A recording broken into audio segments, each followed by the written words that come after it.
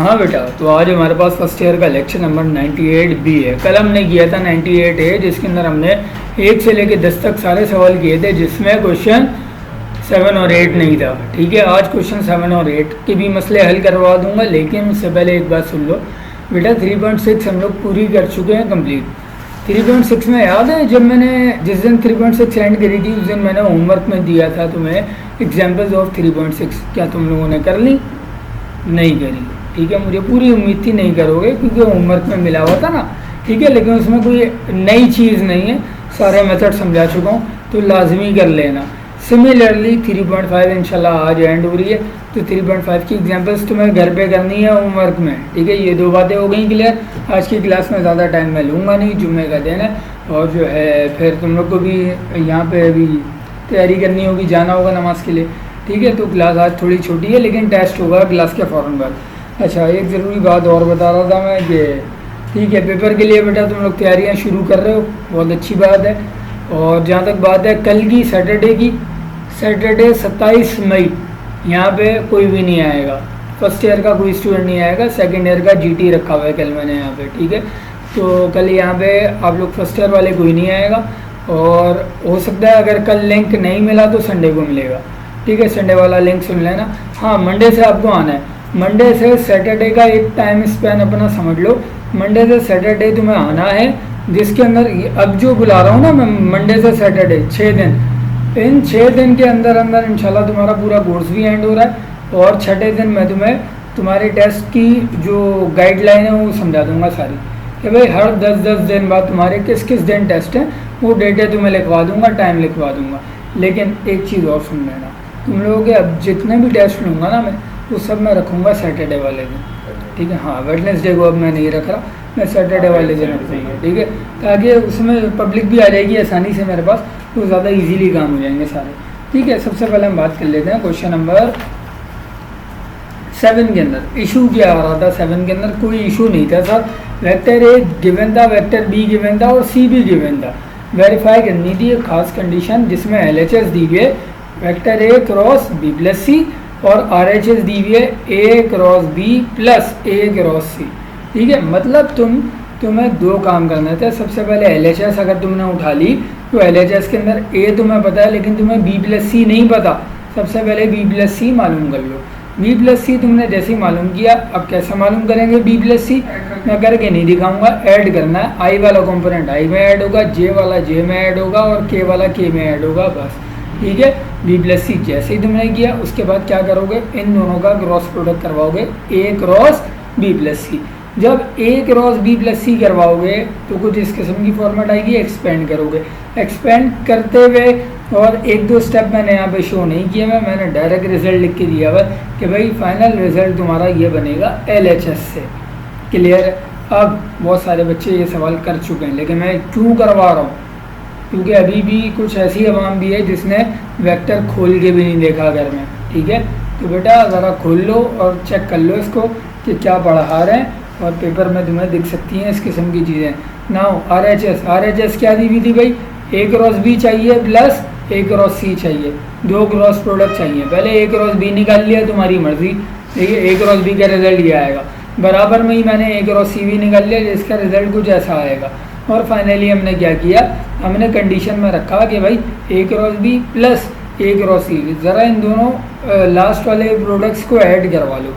I वाला component I में, J वाला J में, K वाला K में ऐड करवाओगे, तो जो रिजल्ट आएगा उसे चेक करो कि क्या वो हमारी एक्चुअल LHS के बराबर बन रहा है या नहीं बन रहा है। -8i -12j plus 4k, -8i -12j plus 4k, exactly same बन रहा है। वेरीफाई करनी थी condition, verified at this equals to this. आखिर में आंसर लिख दो वेरीफाइड, और लास्ट में जुमला लिख देना हमारा देसी जुमला, हैंस प्रूफ। ठीक है, क्योंकि बहुत सारे टीचर मुझे एक बात समझ में नहीं आती, पता नहीं क्या क्यों भाई, लेकिन वो बच्चा लिख रहा है वेरीफाइड, उस पर नंबर काट रहा है, वो प्रूफ में नंबर दे रहा है। बोला प्रूफ नहीं लिखा, साइन प्रूफ लिखो। ठीक है, तो बहुत सारे टीचर हैं, अब क्या बोले, तो प्रूफ लिख देना। ठीक है, ये देसी मेथड यही है। हाँ मिसबा कुछ कह रहे हो? कुछ नहीं कह रहे, ओके। हमें सब जानना है। अच्छा, एक्सरसाइज 3.5 क्वेश्चन नंबर 8 की बात कर लेते हैं। तो क्वेश्चन नंबर 8 में क्या था, वेक्टर ए दिया हुआ था, वेक्टर बी दिया हुआ था और बोल रहा था यूजिंग क्रॉस प्रोडक्ट का फॉर्मूला इस्तेमाल करते हुए क्या मालूम कर दो, फाइंड एंगल थीटा।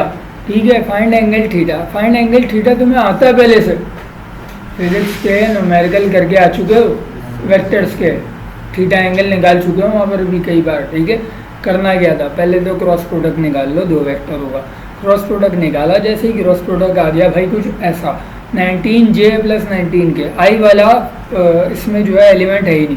ठीक है, आई वाला कंपोनेंट नहीं है। अब क्या करें, अब उस फॉर्मूले पे जाने के लिए, कौन से वाले पे, इस फॉर्मूले पे जाने के लिए ज़रा इंग्रेडिएंट जमा कर लो। ए क्रॉस बी आ चुका है हमारे पास, लेकिन हमें क्या चाहिए, magnitude of A cross B, मतलब इसी का मैग्नीट्यूड चाहिए। उसके बाद वेक्टर ए गिवन है, ये रहा, वेक्टर ए का मैग्नीट्यूड चाहिए, फिर वेक्टर बी गिवन है, बी का मैग्नीट्यूड चाहिए। बस ये तीन आइटम आ जाएंगे, हम साइन थीटा से थीटा निकाल लेंगे। हमने क्या किया, ए क्रॉस बी का जल्दी से मैग्नीट्यूड निकाला। मैग्नीट्यूड क्या होता है, कंपोनेंट ए का स्क्वायर प्लस कंपोनेंट बी का स्क्वायर प्लस कंपोनेंट सी का स्क्वायर। ठीक है, मतलब आई जे के कंपोनेंट्स का। तो यहाँ पे इत्तेफाकन आई वाला एलिमेंट था ही नहीं। हमने इनको जैसे ही सॉल्व किया तो उसका रिजल्ट आया मॉड्यूलस का 19√2। आगे यूनिट्स लिख देना लाजमी। ठीक है, मैग्नीट्यूड हमेशा यूनिट में काउंट होगा। फिर वेक्टर ए को पिक किया, उसका मैग्नीट्यूड निकाल दिया, ये लो। ठीक है, फिर वेक्टर बी को उठाया, उसका मैग्नीट्यूड निकाल दिया। तीन टिक लगाए में, मतलब ये तीनों चीज़ें तुम्हें मिल गई। तब तुम्हें याद आ गया फॉर्मूला, ए क्रॉस बी क्या होता है, mod A mod B sine theta, magnitude of A cross B. Okay, अब और करके क्या इसको इस फॉर्मेट पे लिख सकता हूँ मैं, बिल्कुल लिख सकता हूँ। एग्जाम के अंदर एमसीक्यू में हल्की सी छेड़छाड़ कर देगा वो, तो क्या फॉर्मेट लिख के देगा, वो ये वाली फॉर्मेट नहीं देगा तुम्हें, वो पूछ लेगा magnitude of A cross B upon mod A into mod B will be equals to what, चार option, sine theta, cos theta, tan theta या फिर इन्फिनिटी या नन। ठीक है, तो साइन थीटा। सिमिलरली वो यहाँ पे चेंजिंग कर सकता है, vector A dot vector B का magnitude upon mod A into mod B equals to चार ऑप्शन दे देगा, कॉस थीटा हो जाएगा। ठीक है, डॉट प्रोडक्ट में, क्रॉस प्रोडक्ट में, ये एमसीक्यू इसका तरीका सिखा रहा हूँ मैं। अब साइन थीटा को लेके चले, साइन थीटा इक्वल्स टू तीनों मॉड्यूलस की वैल्यू रखी, सिंप्लीफाई किया। अब थीटा निकालना है, theta equals to sine inverse होता है, साइन इनवर्स किया, एंगल आ जाएगा तुम्हारा 40.91 डिग्री समथिंग समथिंग। ठीक है, क्लियर है बात। आज की रिकॉर्डिंग में यहीं पे रोक रहा हूँ, क्यों, ये दो सवाल तुम्हें करवाने लाजमी थे। अब तुम्हारा क्या क्या रह गया वो सुन लो। 3.123, ठीक है ना, और 4, चारों रह गई हैं, चारों करवा देंगे इंशाल्लाह। और उसके बाद क्या रह गया,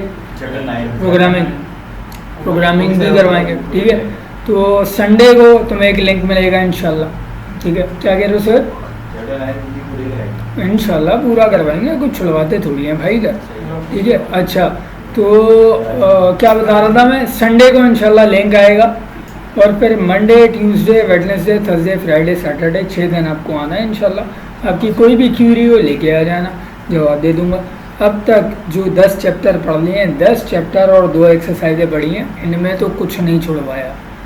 ठीक है ना, पूरा कराची जाके छान लेना, बहुत सारे लोग हैं वो किताब में ना एक सवाल करवाते हैं, 4 छोड़वा देते हैं, ऐसा नहीं चलेगा मामला। ठीक है, ये बात हो गई क्लियर। लेक्चर को मैं अपलोड करूँ 10 मिनट का, 9 मिनट की रिकॉर्डिंग हुई है। चलो भाई, ये मैं शेयर कर रहा हूँ ताकि फिर तुम लोग का टेस्ट शुरू करें। Thank you.